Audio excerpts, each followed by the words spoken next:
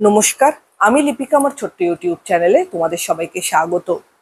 আজকালকার দিনে মান অভিমানের ফলস্বরূপ তার বন্ধু বান্ধব, কাছের মানুষ, সহকর্মী বা কলিগসদের ব্লকিং আনব্লকিং এর লিস্টে রাখেন। তারা কি কোনো রকম কোনো প্রবলেমের দীর্ঘস্থায়ী রেমিডি পথ বেছে নেন? না, বোধহয় না। আমাদের আগেকার দিনে রাগ হলে কি করতাম? হয়তো তার বাড়ি যেতাম না, তার সাথে কথা বলতাম না। এখনকার দিনে এই কমিউনিকেশন স্কিলটাই কিন্তু পুরোটাই বেস রয়েছে আমাদের স্মার্টফোনের ওপর ডিপেন্ড করে। তো সেক্ষেত্রে স্মার্টফোনে হোয়াটসঅ্যাপ, ফেসবুক বা বিভিন্ন রকমের সোশ্যাল যে সাইটগুলো রয়েছে সেগুলো থেকে যার ওপর রাগ হলো, রাগ প্রকাশের ওয়েটা কিন্তু ব্লকিং আনব্লকিং করেই আমরা আজকালকার দিনে প্রকাশ করে থাকি।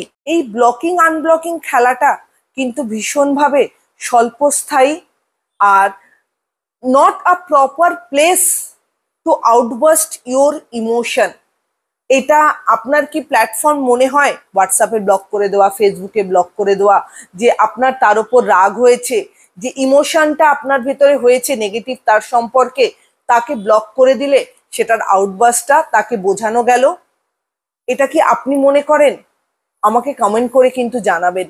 আসলে জানেন কি, এটা আসলেই কিন্তু একটা ইম্পালস কন্ট্রোল।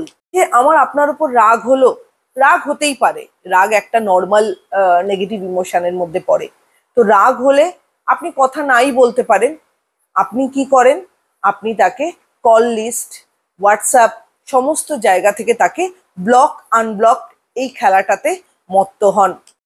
আর এই ব্লকিং চলে কিন্তু কিছু দিনের জন্য, কিছু ঘন্টার জন্য।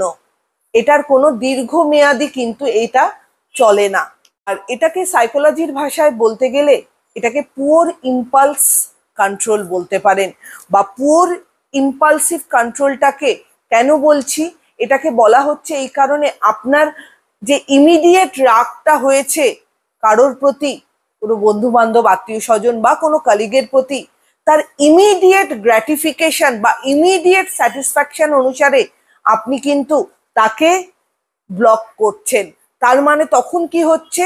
এটা একটু আগেই আমি বলেছি, এটা স্বল্প মেয়াদী, এটার কোনো রকম কোনো বেস নেই, এটা কিছু দিনের জন্য স্থায়ী হয়।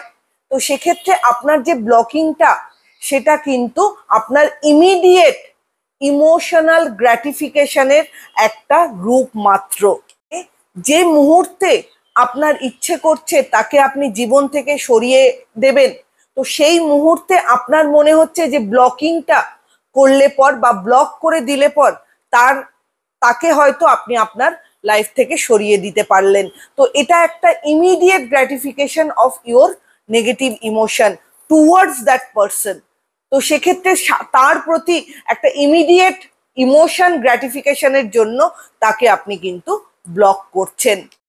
যে মুহূর্তে আপনার রাগটা একটু নেমে এলো, আপনার লজিক্যাল থিঙ্কিং অ্যারাইজ করলো, আপনার ইমোশন, পজিটিভ ইমোশনটা যখন তার প্রতি ফিরে এলো, তখন কিন্তু আপনি তাকে আবার আনব্লক করে দিচ্ছেন। আপনি কাউকে ব্লক করছেন বা আনব্লক করছেন, এটা ভাববেন না শুধু আপনার ক্ষেত্রেই হচ্ছে। এটা কিন্তু আমার আপনার সবার ক্ষেত্রেই হয়। আমাদের ওই ইমিডিয়েট গ্র্যাটিফিকেশনের জন্য আমাদের তখন নেগেটিভ ইমোশনটা যেহেতু ইনক্রিজ করে, সেহেতু আমাদের লজিক্যাল থিঙ্কিং এর পার্টটা কিন্তু একদম সাপ্রেস হয়ে যায়। তো আমরা তখন লজিক্যাল থিঙ্কিং কিন্তু করি না, যার কারণে আমরা আমাদের রাগটা প্রকাশ করি কিন্তু এই অ্যাকশনের ভেতর দিয়ে। আর এটা কিন্তু পুওর ইম্পালসিভ কন্ট্রোলের একটা উদাহরণ বলতে পারেন, যেটা আমরা আমাদের লাইফে ইউজ করে থাকি। আপনি কি করেন রাগ হলে? অবশ্যই আমাকে কমেন্ট করে জানান। ভিডিওটা ভালো লাগলে চ্যানেলটা লাইক অ্যান্ড সাবস্ক্রাইব করে দেবেন। সবাই ভালো থাকবেন, সুস্থ থাকবেন। নমস্কার।